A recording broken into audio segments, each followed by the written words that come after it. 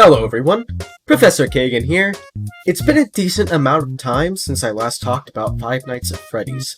I won't bore you with the details as to why, but we're here to discuss the fan games that I want to see included in Scott Cawthon's Fazbear Fanverse Initiative.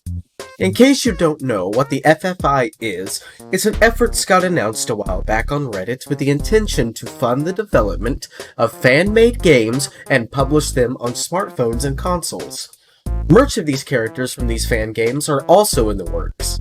One game for the initiative is actually already released, and that's One Night at Flumpty's for Android phones. Other games like Pop Goes Evergreen and Five Nights at Candy's, as well as the Flumpty sequels, are on their way too. Scott has stated that if this first round of games being released goes well, more may be added in the future. Which, is why we're here today. The first game on my list is A Shadow Over Freddys, developed by Fazbear, who's currently working on a FNAF 1 remake for Scott. This is a bone-chilling study of William Afton and how he came to be the man behind the slaughter. Sorry, I couldn't help myself. The black, white, and red color scheme perfectly sets the mood of the dreary, lonely hell that he wrought for himself. The controls are point and click and could easily be bound to the button combinations on the console or smartphone interfaces. I don't know how likely it is that this will come to the initiative due to how busy Fazbear is with FNAF 1+, and he's also got other games that he's created that are kind of more popular, like Porkchop's Adventure. So, out of those, Porkchop's Adventure's likely more... It's more likely to come to the console, but nevertheless, I would love to see A Shadow Over Freddy's come. I think it's very underrated. Now, the next game we've got is something a little bit more lighthearted, but still pretty disturbing after all. It is FNAF. This was created by LSF Development.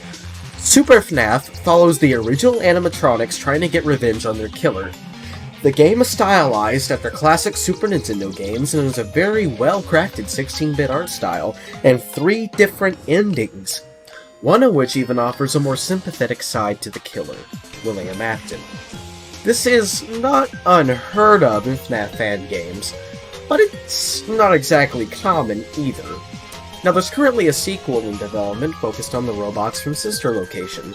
I suppose if the game was going to be included, so would its sequel, though development on it would have to wrap up first, much like some games or series already in the initiative.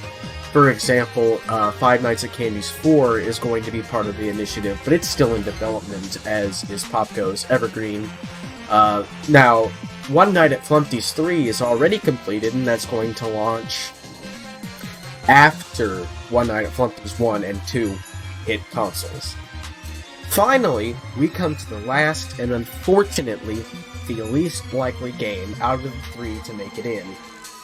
Dormitabus, or Dormitabus, whatever pronunciation you like to go with, was created by Nietzsche, and is perhaps the goriest, most twisted game in the list. It follows a man named Peter as he struggles over 11 nights, avoiding the twisted, broken, horrid creatures that hunt him until he comes face to face with the worst of them all, his brother, the purple guy. This game requires extensive use of the keyboard to input codes into the computer you use in the game.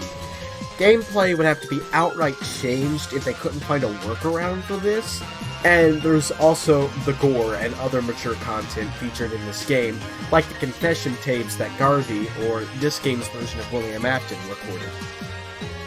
This has never really been Scott's style. He's never directly shown death or gore.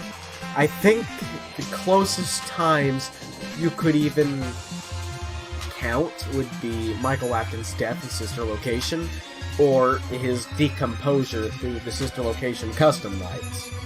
Maybe he would consider bumping up the age rating for this game in particular. As much as I would love to see it though, I can't see it happening. But thank you guys for watching, and if there's any fan games you'd like to see come to the FFI, or any fan games you don't want to see, let me know in the comments below. Speaking of which, every game listed here today is linked below as well, so please give them a try. This has been Professor Kagan, Professor Inigo Only.